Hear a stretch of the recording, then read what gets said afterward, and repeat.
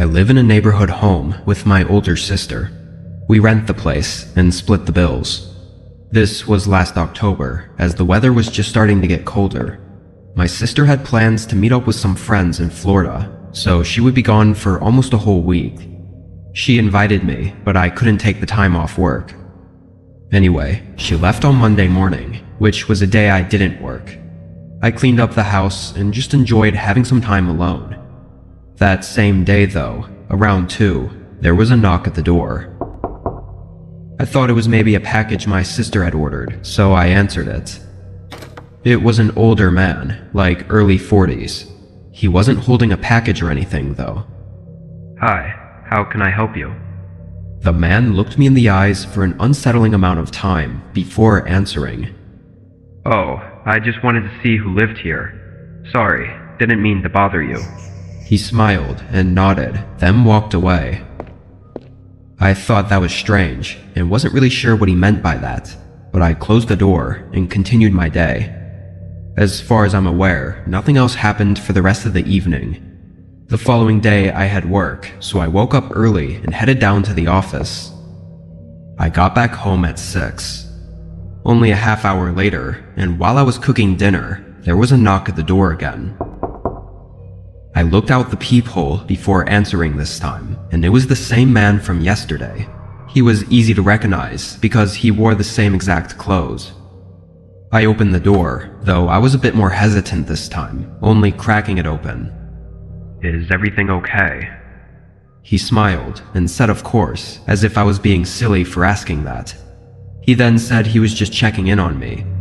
The way he said it was like it was expected or something. Oh, are you a neighbor of mine? I didn't know. I said, assuming he must be one of those older nosy neighbors. It still would be strange for him to check in on me, but it would explain it. Oh, no, I was just walking around, he said. He was really starting to creep me out now, so I said I was fine and closed the door. I waited for him to leave my porch, then went back to cooking. I texted my sister that night, asking if she'd ever encountered that man, but she said no. I was paranoid the rest of the night. I felt safe inside my home. All the doors were locked and everything, but I also felt like I was being stalked and watched. What could that man possibly want that wasn't something creepy?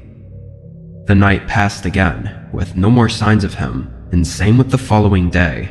He didn't knock on the door, and I had hoped it might actually be nothing to worry about. The day after, I had off work, and it was the last day that my sister would be gone for. I spent most of my time inside and just hanging out, reading and watching YouTube. Every so often, I'd peek out the windows just to be cautious, but I never saw anything. Around 8, I was watching TV when I heard something scrape against the outside of the house. It sounded like a stick scratching along the siding. I quickly got up and opened the blinds, seeing the bush right under the window shaking, and faintly, I could hear footsteps running away. I couldn't see anything else in the dark though. I felt like I was going to throw up. Surely it was the same man, but how long was he there? Was he sitting in the bushes, trying to watch me through the window? I was so out of it, I didn't know what to do, and ended up calling my sister. Luckily for me, she picked up. I tried to explain to her what was going on, but I think I was talking too fast for her to understand, and midway through the conversation, there was a knock at the door. I didn't answer, but the man started calling out and knocking louder. He asked me to let him in and tried to guilt trip me by saying he was injured. Then he made excuses for being outside my home and then started apologizing for everything. He continued to bang on the door. It was creepy and disturbing how desperate he was for me to open the door.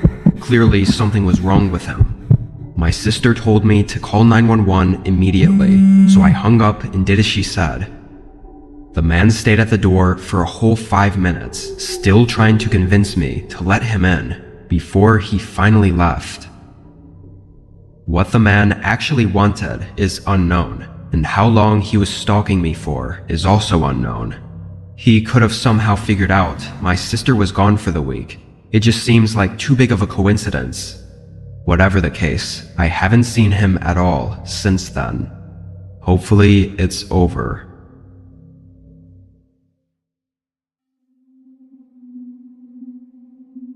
It was just before 2 a.m., and I had gotten an Uber back to my place after partying all night for New Year's. I don't think I was plastered or anything, but I definitely was well beyond tipsy, and I had a raging headache. When I got dropped off, I slowly made my way up to the front door and fumbled around with my keys for way too long before making it inside. I tossed everything on the floor and took an ibuprofen, then fell over on the couch. I was exhausted and tired, but the headache was keeping me from sleeping, so I kind of just laid there with my eyes closed for a while. I honestly have no idea how long. Randomly, though, the doorbell rang. It rang several times, and I never got up to answer the door, or even see who it was. At the moment, I didn't even care or think about it. I just wanted to lay there and try to sleep and not be bothered. Obviously, with it being the middle of the night, someone ringing my doorbell repeatedly should be pretty concerning. But like I said, I had a bit too much to drink. Surprisingly, not too long after they stopped ringing the doorbell, I actually managed to pass out on the couch. I couldn't say how long I was asleep for, but when I woke up, I was very groggy and felt weak, still with a pounding headache, and the whole house was dark. I stood up and tried to make my way to the kitchen to get a glass of water when I noticed a streak of light on the wall in the hallway. Even in my not-so-sober state, it was unmistakable what it was.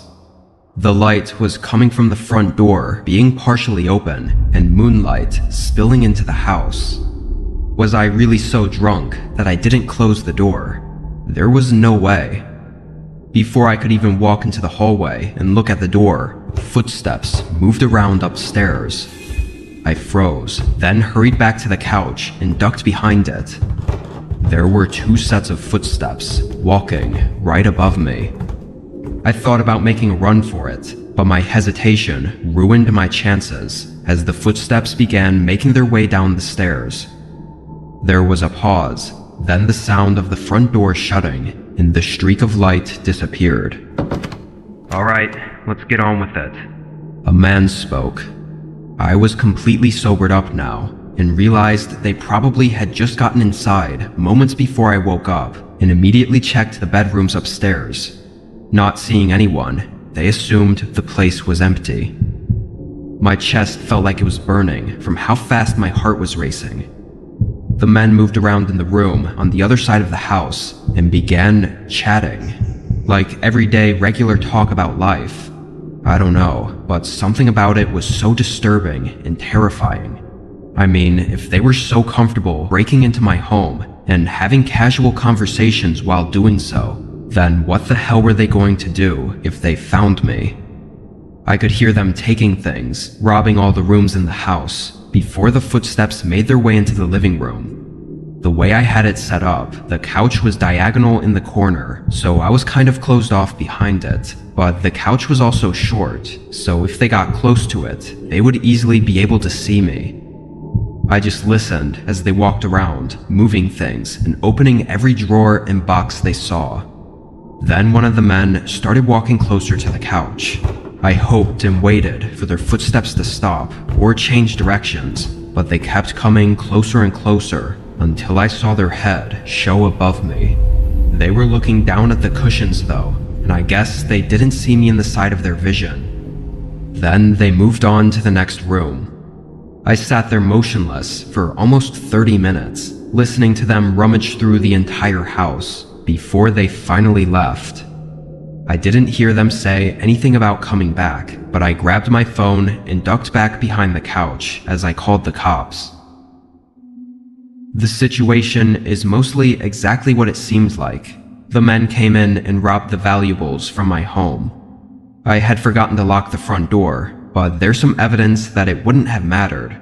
A neighbor said they saw 2 men watching my house rather suspiciously over the course of the past week. Likely they saw that I lived alone and always parked in the driveway, so when I took my car to the New Year's party and came back in an Uber without my car, they thought I wasn't home. Thankfully, it seems they only intended to rob me, and nothing more. But had they found me, who knows what could have happened.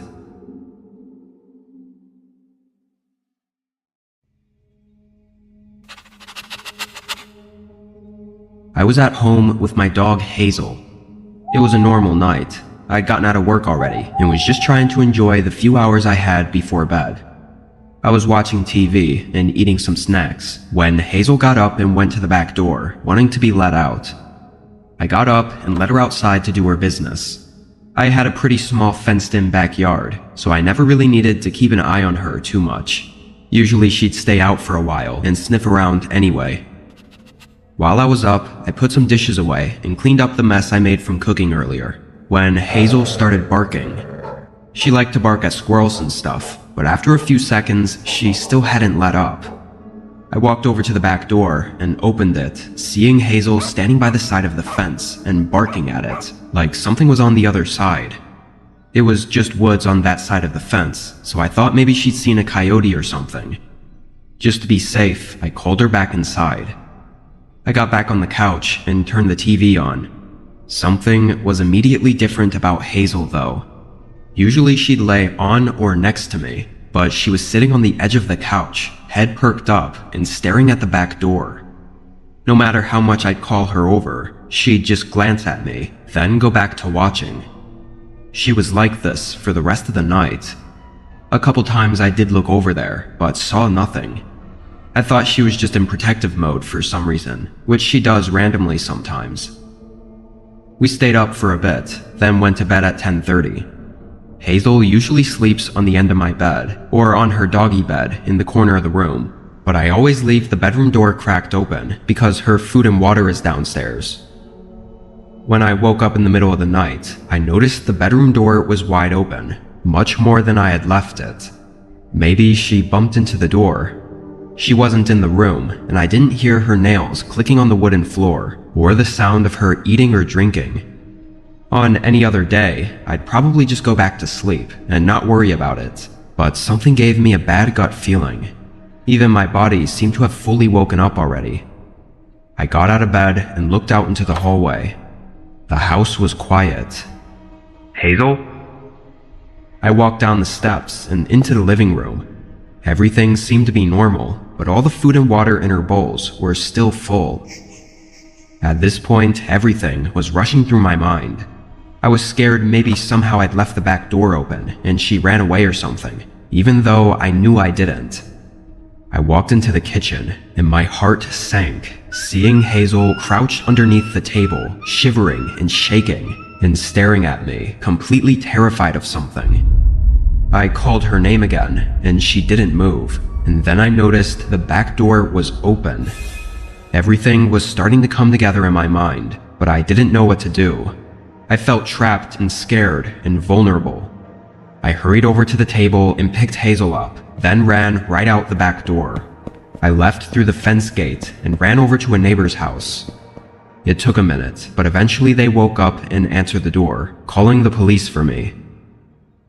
When officers searched my home, they didn't find anyone. There were a few signs of shoe prints around the house though, some even being upstairs. That whole scenario is so confusing and left me with hundreds of questions and zero answers. I don't know who it was, or why they broke in, or even how long they'd been inside for. Were they the one to open my bedroom door all the way?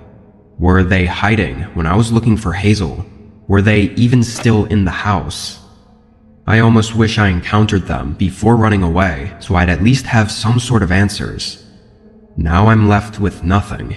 I just have to live and hope it was some random thing, and that they don't come back.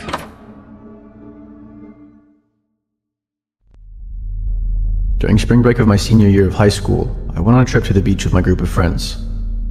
My best friend, Tyler, went too. His dad just bought a condo right on the beach, but he hadn't set it up to rent it out yet, so he let us party in it for a few days, as long as we didn't wreck the place. Nothing sounded better than multiple nights of living completely carefree and hanging out with just the people we liked, especially since there were girls involved. Even if the place was a little bare bones, and some of us would end up sleeping on couches or air mattresses. That didn't matter so much, because of course, we all pitched on a couple of bottles and a few cases of beer. which we would be passing around the whole time. Tyler was initially apprehensive about having alcohol inside the condo, as he was worried about getting caught by his dad and not being allowed to party there ever again. Everybody convinced him it wasn't a big deal though, and to make it more tempting, since it was his condo, we let him drink as much as he wanted without having to pay his share. Admittedly, that was not a great idea, because for being the one who was nervous about it, Tyler drank more than any of us.